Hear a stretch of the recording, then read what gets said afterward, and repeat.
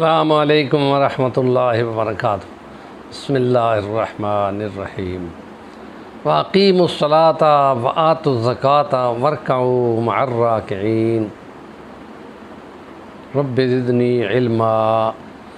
لقد کان لکم فی رسول اللہ اسوۃ حسنہ۔ سیرت نبوی صلی اللہ علیہ وسلم اور عبادات میں نماز پر ہم ڈسکس کر رہے ہیں،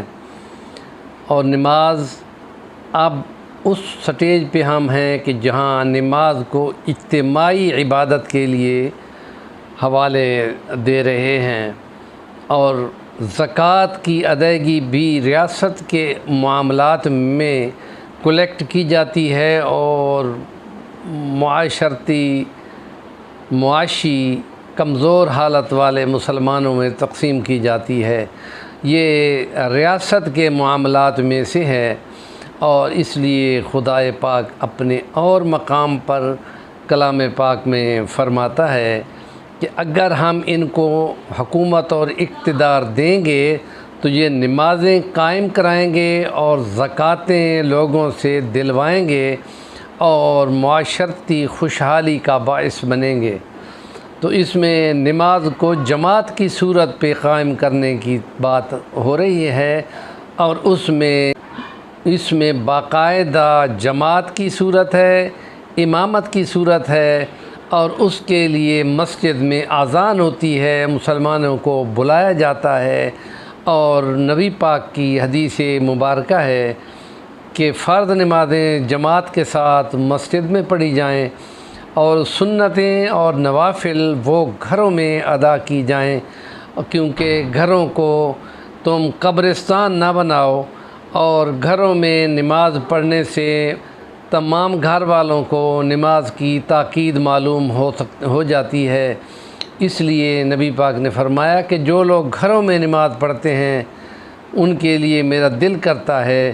کہ میں مسجد میں اپنے پیچھے کسی اور کو مقرر کروں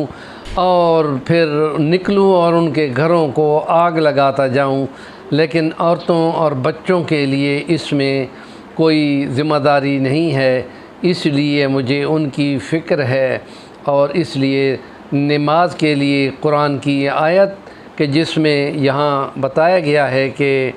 نماز کو قائم کرو، اور رکوع کرنے والوں کے ساتھ نماز قائم کرنے والوں کے ساتھ نماز کو قائم کرو، اور رکوع کا لفظ ہے کہ جماعت کی طرف اشارہ ہے، اور اس لیے اس میں سیاسی معاملات اور معاشی معاملات اور معاشرتی معاملات وہ ایک ہی جست میں قصہ تمام ہو گیا، ایک ہی عبادت نے تمام مسائل کو سیدھا کر دیا، اور اس میں معاشرتی مسائل میں مسلمانوں کا اتحاد اور اتفاق اور مساوات کا عنصر ہے، اور وہاں قیادت کی صورت پر سب سے لائق اور اہل آدمی کو امامت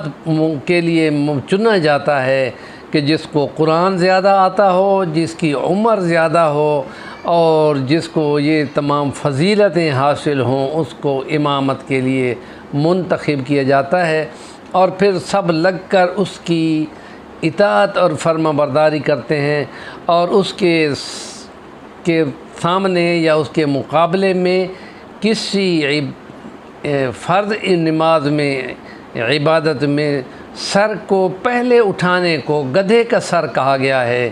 اس لیے وہاں مکمل اطاعت ہوتی ہے۔ لیکن اگر امام سے باقاعدہ نادانستہ غلطی ہو جائے تو پھر اس کے لیے باقاعدہ اس کو یہ سنا دیا جاتا ہے کہ تم غلطی کر رہے ہو، اور پھر اس کی وہ نماز میں تلافی کرتے ہوئے اعادہ کرتا ہے۔ ہمارے چینل کا نام ہے صفی الوانی، ضرور سبسکرائب کریں اور کام کی بات کا کمنٹ دیں، اور اس نیکی کے کاموں کو آگے فارورڈ کریں گے تو انشاءاللہ آپ کو اس کا پورا ثواب ملے گا کہ نبی پاک نے فرمایا ہے الدال علی الخیر کفاعلہ، نیکی کی بات کو آگے پہنچانے والا ایسا ہی ہے کہ گویا کہ وہ خود یہ نیکی کا کام کر رہا ہے، یعنی ثواب اس کو پورا ملتا ہے۔